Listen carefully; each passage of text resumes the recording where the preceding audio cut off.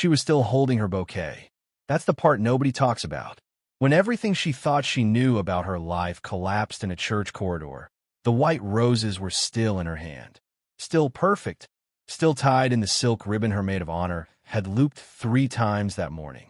Sienna Calloway had been married for exactly 31 minutes. When she turned a corner she was never supposed to turn, and watch her mother press her lips to the mouth of the man she had just sworn her life to. Neither of them heard her coming. That's the second thing nobody mentions. How quiet it is the moment before your world ends. No dramatic music, no warning, just the distant sound of her own wedding reception playing through the walls, glasses clinking, people laughing, and the low familiar voice of her mother saying something too soft to catch, and then not saying anything at all. Before we go any further, if you've ever trusted someone completely, someone who was supposed to love you unconditionally, and they shattered that trust in a way you never saw coming, I need you to stay with this story. Because what happens next will make your stomach drop. Drop a comment below and tell me, would you have stayed in that room, or would you have walked away the second you saw it? I am genuinely asking. Sienna didn't scream. She didn't drop the bouquet. She didn't even step backward. She just stood there in $1,200 worth of ivory satin, her veil still pinned perfectly in her hair, and she watched 2 people she had loved with every clean corner of her heart do the one thing that could never be undone. And in that moment, something happened inside her that was more terrifying than the betrayal itself. She wasn't surprised.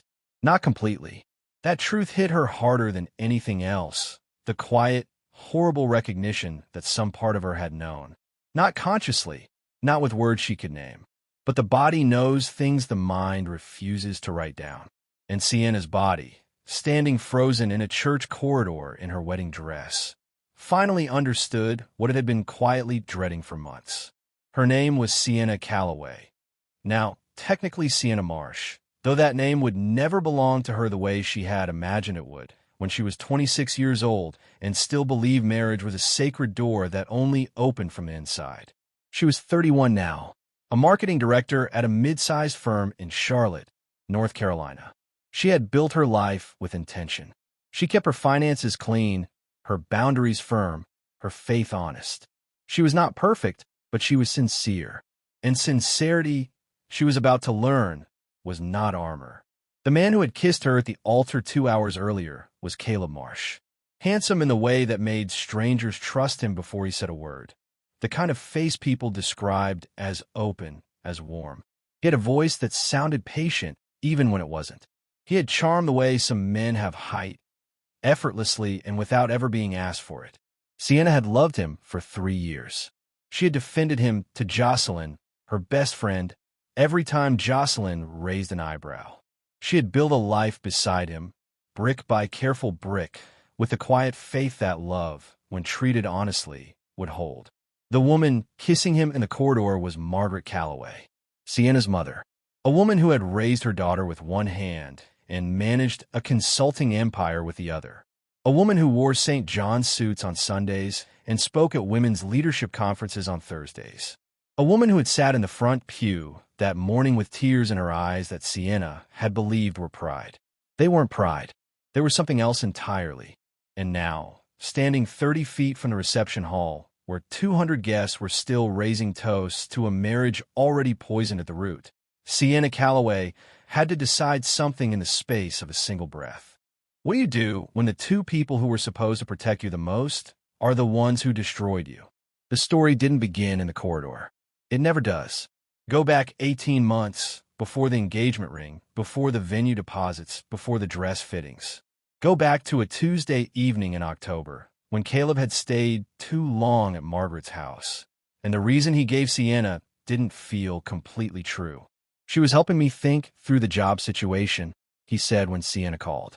Your mom's connected. She knows people. Sienna had believed that, because it was true that Margaret was connected. It was true that Caleb had been struggling, moving between contract roles full of potential that somehow never landed anywhere solid. And it was true that Sienna had been the one to say, "Let me introduce you to my mother. She might be able to open a door."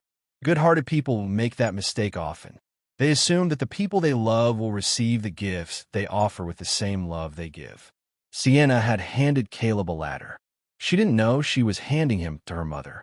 Margaret Calloway had a particular skill that most people mistook for warmth. She could identify what a person was missing, not what they needed, specifically what they ached to have, and she could position herself as the only one who understood it. She had done it in business for 30 years. She had done it in her marriage before it fell apart.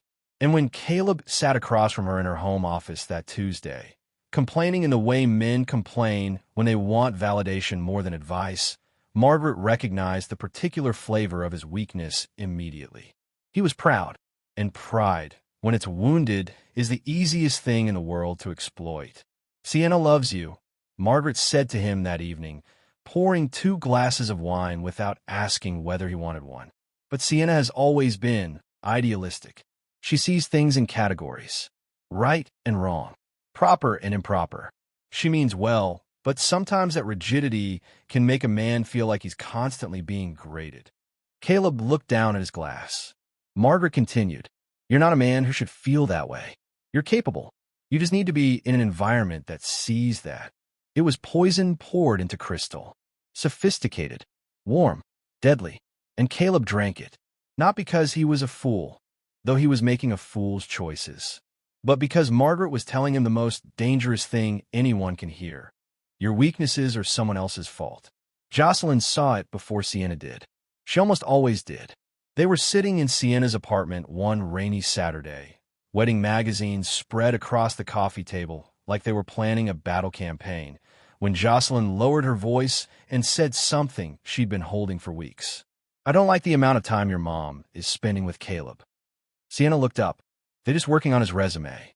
They've had 4 meetings, Sienna, in private, at her house. She's connecting him to her network." That's what she said. Jocelyn's expression didn't change. "Your mother doesn't mentor people for free. Everything she does is transactional. What's Caleb giving her?" The question sat between them for a moment too long. Sienna picked up a magazine. "You're reading into it." Jocelyn didn't argue. She just got quiet, the specific quiet that meant she was filing something away for later. The kind of quiet that, in hindsight, always turned out to be right. And here's what I want to ask you right now, because this part of the story is the part that stays with people the longest. Have you ever had someone in your life try to warn you about someone you trusted, and you dismissed it? Maybe it was a friend like Jocelyn. Maybe it was your own gut. And later you realized the warning was everything. Tell me in the comments, because I think more people have been in Sienna's position than will ever admit it. The private meetings continued through December and into the new year. Margaret sent Caleb to events as her associate. She introduced him to executives, invited him to dinners where the right people happened to be sitting, made him feel for the first time in years like the room was his. And somewhere in that warm, expensive current of attention, Caleb stopped thinking of Sienna's mother as a future family member. He started thinking of her as something else. The emotional line was crossed before any physical one was. That's how these things work. Not with a single dramatic moment, but with 100 small ones, a held gaze that lasted a beat too long, a text message sent at 11:30 at night for no real reason, a comfortable silence between 2 people who should have had nothing but awkwardness between them. Sienna was planning her wedding. She was choosing centerpieces and tracking down RSVPs and debating whether the ceremony should include a unity candle or a sand ceremony. She was happy, the measured, carefully earned happiness of a woman who believed she had done everything right. She had no idea that the 2 people she trusted most in the world had already crossed into territory that nothing could make clean again. Margaret suggested the business trip in February. "I have a strategy summit in Nashville," she told Sienna over dinner one Thursday. "I need someone to manage logistics, take notes, represent the firm. I was thinking Caleb could use the exposure. Would you be all right with that?" Sienna set down her fork. She looked at her mother's face, composed, sensible, the face of a woman making a reasonable professional offer. "Nashville," Sienna said. 2 days. He'd fly home Sunday night. Sienna thought for a moment. She thought about Caleb's restlessness, the way he'd been quietly desperate for something to point to. She thought about how this trip could give him exactly the kind of story that built confidence. She thought about how grateful he would be. "I think I'll be good for him," she said. She smiled at her mother. Margaret smiled back. What happened in Nashville was not captured in texts or emails, because Margaret was far too careful for that. There were no dramatic confessions, no reckless photographs. What happened was quieter and in some ways more disturbing for its quietness. On the second evening, after the last session ended, Margaret reserved a table at a rooftop restaurant with a view of the Cumberland River. She told Caleb it was a thank-you dinner.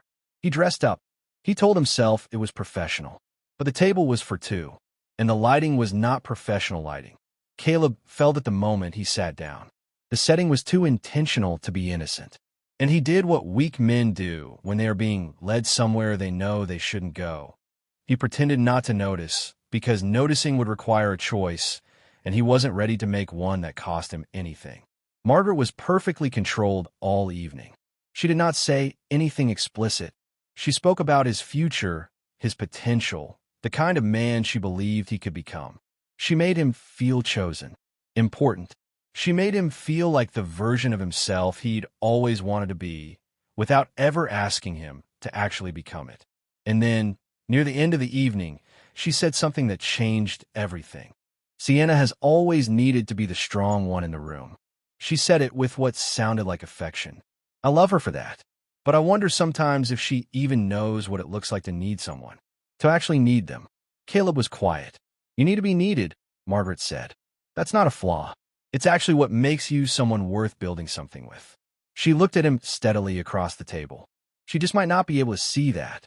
That sentence did more damage than any touch could have, because it didn't just invite him to betray Sienna.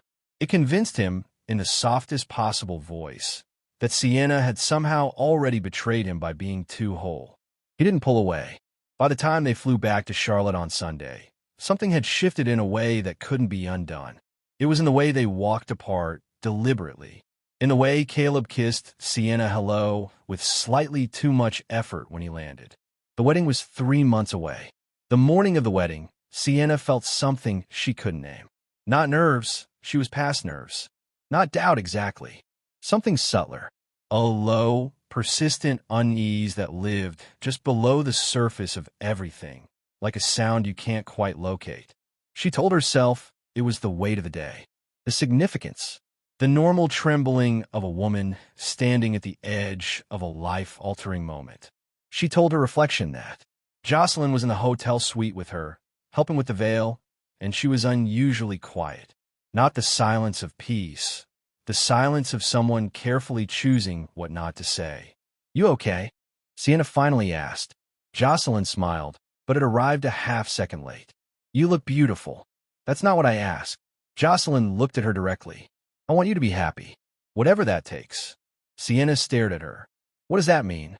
"It means I love you. And whatever happens today, I'm here. Okay? No matter what." It was not a reassuring thing to say on a wedding morning, and both of them knew it. But Sienna picked up her bouquet.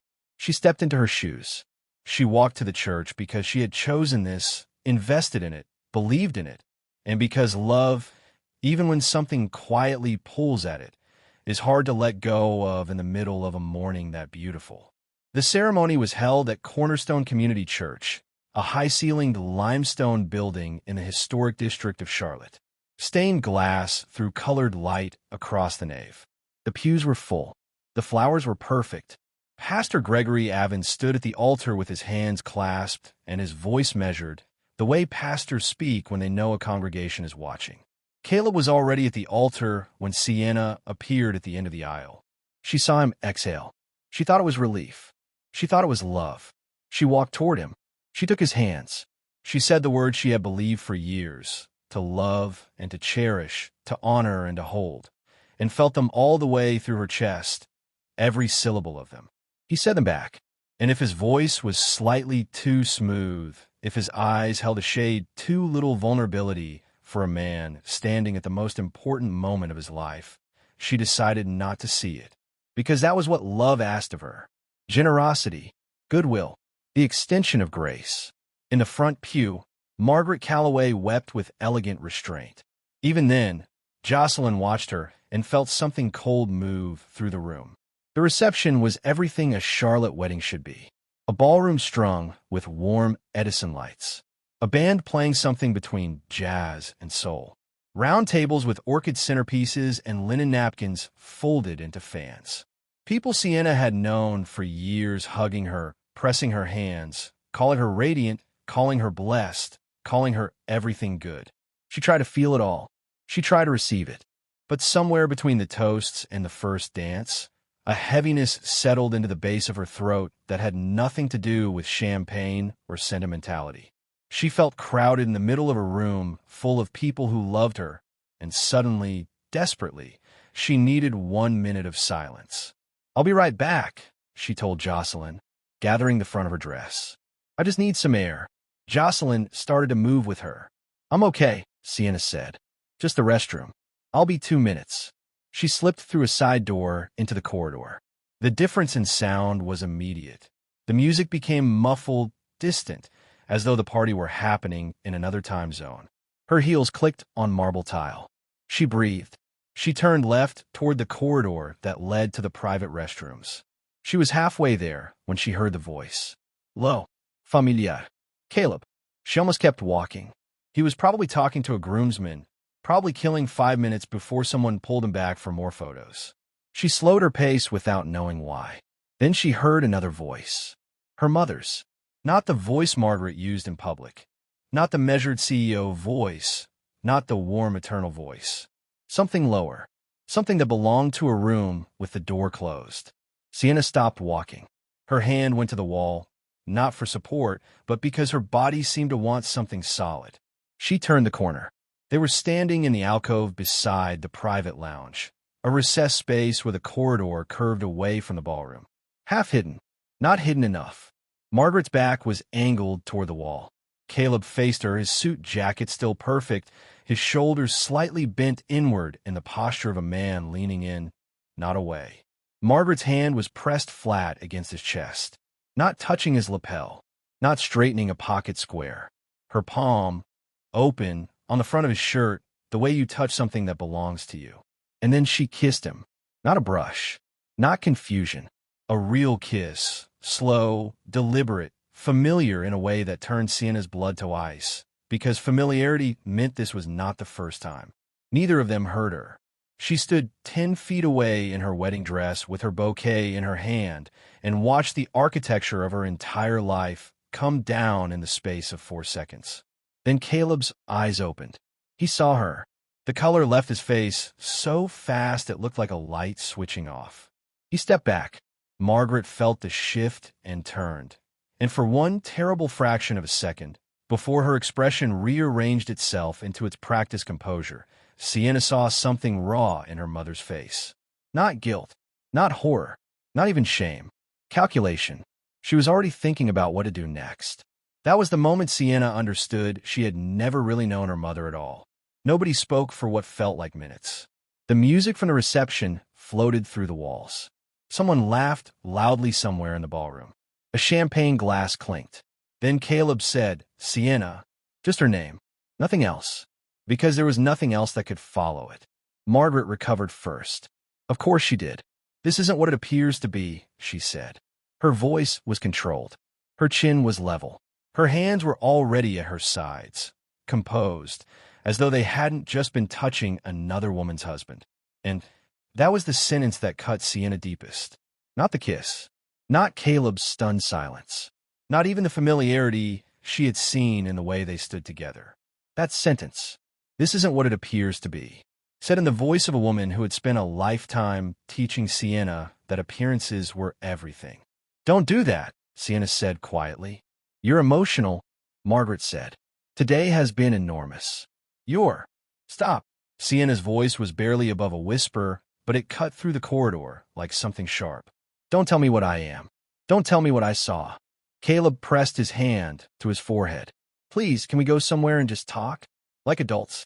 "Like adults," she repeated. Something moved through her then.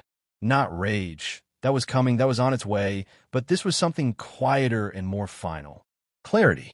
The terrifying, awful clarity of a woman who finally sees the whole picture after spending years being shown only the frame. Every small thing she had told herself was nothing, rearranged itself now into a pattern she could not unsee.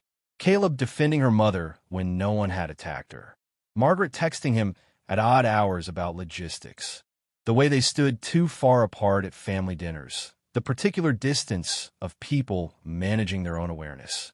The business trip. The way Caleb had kissed her hello after Nashville. Too purposefully, the way you kiss someone when you need to remember why you should. It had not started in this corridor. This was only the first time they had been careless enough to be seen. "How long?" she said. Caleb looked at the wall. Margaret said nothing. "How long?"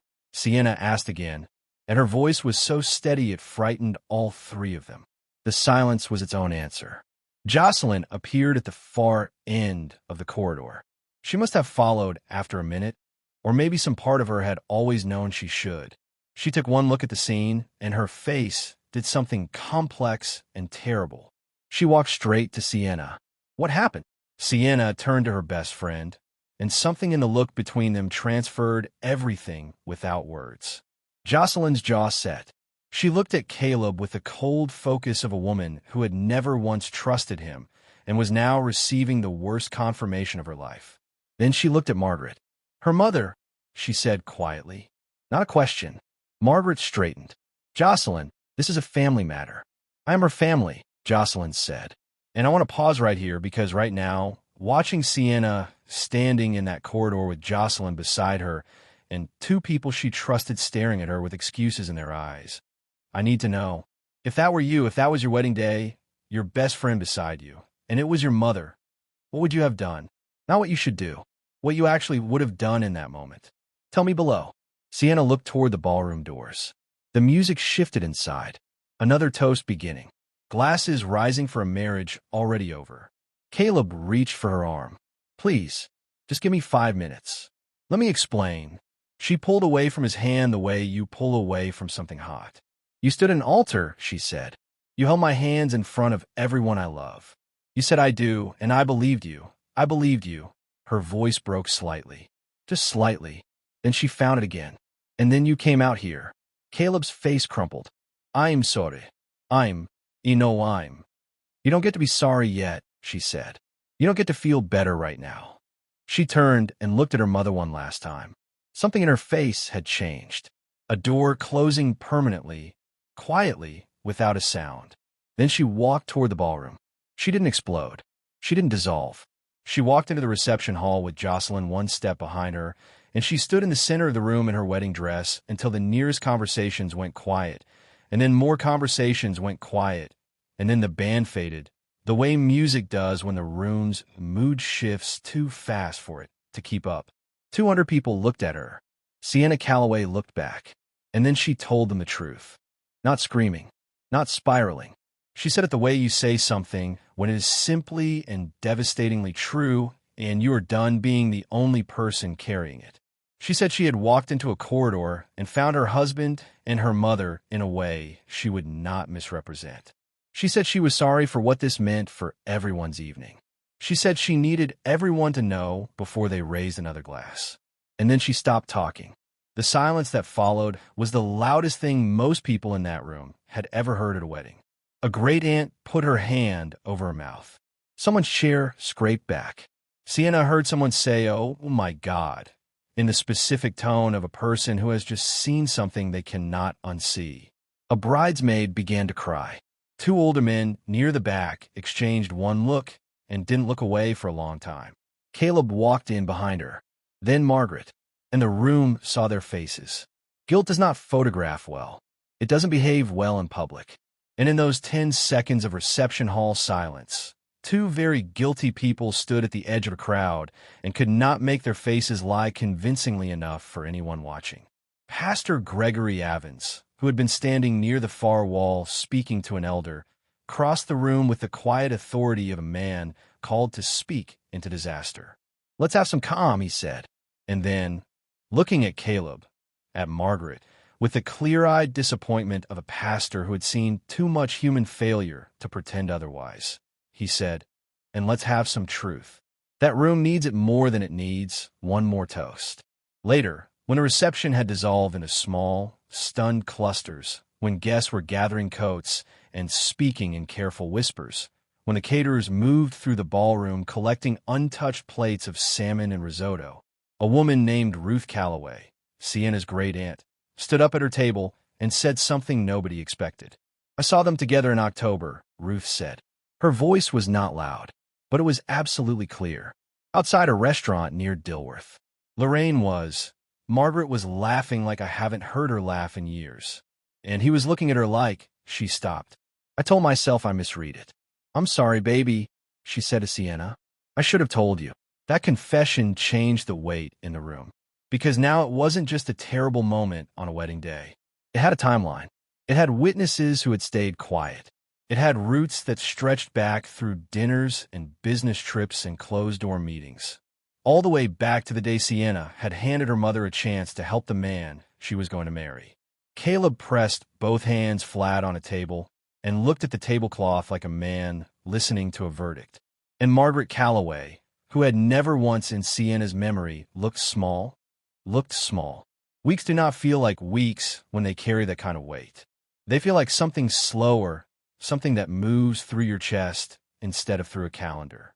Sienna filed for annulment 10 days after the wedding. She did not tell Margaret first. She told her lawyer, and then Jocelyn, and then, finally, herself in the quiet of her apartment at 7 in the morning with a cup of coffee going cold on the counter. She sat with the word annulment and let it mean what it meant. Not failure, not defeat, correction. Margaret called 47 times in the first week. Sienna answered twice. The first time, Margaret said, "You are going to regret turning your back on this family." The second time, she said, "I made mistakes. I know that. But you are punishing everyone for a situation that was more complicated than you understand." Sienna listened until her mother stopped talking. Then she said, "You know what I keep coming back to, Mom? When I was standing in that corridor, the first thing you said was that people could hear me. Not that you were sorry. Not that you'd made a terrible mistake. You were worried about what people would hear." Silence. "That's who you are," Sienna said. "And I spent 31 years thinking it was just how you manage stress. Now I understand it's just who you are." She ended the call. The news about Caleb came through Jocelyn, who heard it from a mutual friend in late spring. He had been sick for a while, or had known something was wrong and hadn't dealt with it. A diagnosis came down, HIV. He disclosed it, finally, to the appropriate people and began treatment. It was survivable. It was manageable. But it was a consequence, not of the illness itself, which carries no moral weight, but of the deception surrounding it. He had been reckless with another person's life while pretending to stand at her altar in good faith. Margaret, when she went to be tested, quietly, at a clinic outside her usual network, received her own result. Positive. Sienna did not celebrate that. She was not capable of celebrating suffering, even the suffering of people who had hurt her. But she sat with the knowledge that consequences had arrived for them in a form no amount of corporate influence or social grace could manage away. And she thought about how differently her own life might have gone if the wedding had simply continued. If she had never walked down that corridor. If she had gone home that night and believed that the unease she felt was just the nerves of a new marriage. She went and got tested herself. She waited 4 days for the result.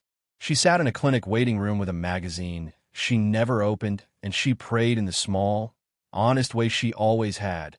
Not dramatically, just a quiet conversation with the part of her that believed goodness was still possible. Her result was negative.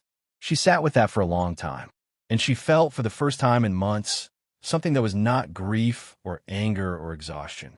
She felt free. I need you to sit with what just happened in this story for a moment, because what Sienna discovered was not just a betrayal. It was a rescue. Painful, humiliating, public, but a rescue. And I wonder how many people watching this right now are in the middle of something they haven't been able to name yet. Something that feels like love or loyalty, but is quietly costing you more than you know. If this story moved you, if any part of it felt true to something you've lived, please share it. You never know who needs to hear that choosing yourself is not betrayal. It's survival. Jocelyn brought dinner on a Thursday in June. She brought Thai food from the place near Sienna's office, and she brought the season finale of the show they'd been watching together since February. and she sat on the couch with Sienna, and they watched it and laughed in the places they were supposed to laugh, and went quiet in the places that hit too close. Near the end of the evening, Jocelyn looked at Sienna and said, "You know what I think about sometimes?" "What?"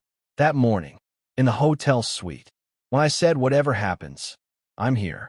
I think about how I almost said more. And I think about the fact that you already knew I was holding something back." Sienna smiled faintly. "I knew. Why didn't you push?" A long pause. "Because some part of me knew if I pushed, I'd have to choose. And I'd spent so much time building toward that day." She looked at her hands. "I wasn't ready to let go of the version of it I'd imagined." Jocelyn nodded slowly. "And now? Now I think the version I imagined was never real. I built it on top of something rotten and hoped the foundation would hold." She looked toward the window. It was always going to fall. Better on the wedding day than 10 years later. Jocelyn reached over and held her hand. They sat there in comfortable, earned silence. The silence of two women who had been through something and come out the other side, still knowing who they were. The Charlotte summer came in hot and gold and unhurried. Sienna changed her routine in small, deliberate ways. She started running in the mornings, not obsessively, just consistently, because there was something clarifying about motion, about moving through the day before it had a chance to settle on you. She changed her route to work, not because she was hiding, but because she wanted different things in her field of vision. She wanted to choose what she looked at. She took on a project at work that stretched her in good ways. She called her father, her real father, who had been out of the picture for years and was making quiet efforts to return to it. She thought about what it meant to let someone try again. She wasn't there yet, but she was thinking about it. She didn't date, not because she was afraid to, but because she was in the middle of something. The work of becoming honest with herself, of dismantling the version of her life she had accepted because it looked correct from the outside. She had spent 31 years inside her mother's frame. Margaret Calloway's idea of success, of a respectable life, of what a woman should achieve and how she should carry herself. It had been the invisible architecture of Sienna's choices for as long as she could remember. Even when she thought she was choosing for herself, she had been measuring against her mother's standard. Now that standard was gone, and what replaced it was uncertain, unfamiliar, and more deeply hers than anything had ever been. At a small gathering at church in August, not the whole congregation, just a weeknight women's group, she had finally started attending after years of saying she would, a woman named Diane asked her how she was doing. Not in the way people asked when they wanted updates for the rumor circuit. In the specific, grounded way of someone who had been through her own fire and recognized the look of someone still walking through one. Sienna thought for a moment. "I'm better than I expected to be," she said, "and harder than I used to be, but I think the hard is different. It's not bitterness. It's just I know things now, about people, about myself, that I can't unknow." Diane nodded. "That's not hard. That's wisdom." Sienna looked at her. "It doesn't feel like wisdom yet." "It will," Diane said. "Give it time." The wedding did not give Sienna a marriage, but it gave her something more durable, the kind of clarity that only comes from having the beautiful version of your life pulled away until all that's left is what's actually true. She lost a husband who was never really hers. She lost a mother she had always believed in more than Margaret had ever believed in herself. She lost the version of her story she had been telling herself since she was a little girl sitting on the steps of that elegant house, watching her mother receive important guests, thinking that was what love looked like. But what she kept was better. She kept herself, the real version, not the composed, performative version that had learned early to manage its feelings for other people's comfort. The actual Sienna Calloway, who knew how to say no and feel clean about it. Who knew how to sit with grief without letting it become a permanent address. Who knew the difference between a person who wanted her whole and a person who only wanted what she could provide. She kept Jocelyn, who had never once stopped telling the truth, even when Sienna wasn't ready to hear it. She kept her faith, not the kind that expected a clean and comfortable life in exchange for right behavior, but the deeper kind, the kind that holds even when the lights go out, that does not require events to be fair, only that you remain honest inside of them. And she kept her standards, intact, uncompromised. Because the lesson of that wedding day was not that her standards had been too high. The lesson was that she had placed her trust in people who had not earned it, and she had silenced her own discernment to keep a peace that was never actually peaceful. She would not make that mistake again. Not everyone who stands close to you is standing with you. Some people use proximity as cover. Boundaries are not punishment. They are how you protect the things that matter. And sometimes the most loving thing the universe can do for you is remove, loudly and publicly, the thing that was quietly destroying you. Choose truth, even when truth arrives in a wedding dress with roses in its hand. Choose yourself, even when it costs you everything you thought you wanted. Because what you keep when you choose honestly is worth more than what you lose. And that's where Sienna's story rests. Not at an altar and not in a corridor, but somewhere quieter and more solid than either. She's not okay the way people say they are okay when they want to end the conversation. She is okay the way a person is okay when they have seen the worst and decided it will not be the last word. If this story stayed with you, if Sienna's courage meant something to you, or if some part of this felt uncomfortably familiar, I want to hear from you. What part of this hit hardest? Was it the warning signs she missed? The betrayal from someone who should have protected her? The moment she chose to walk back into that reception hall and tell the truth? Drop a comment below. Like this video if it moved you. Subscribe to Oravan Stories because we tell the stories that live in the places people don't usually talk about. The ones about trust and loss and what happens when you stop pretending. And share this with someone who needs to hear that walking away from the wrong thing is not failure.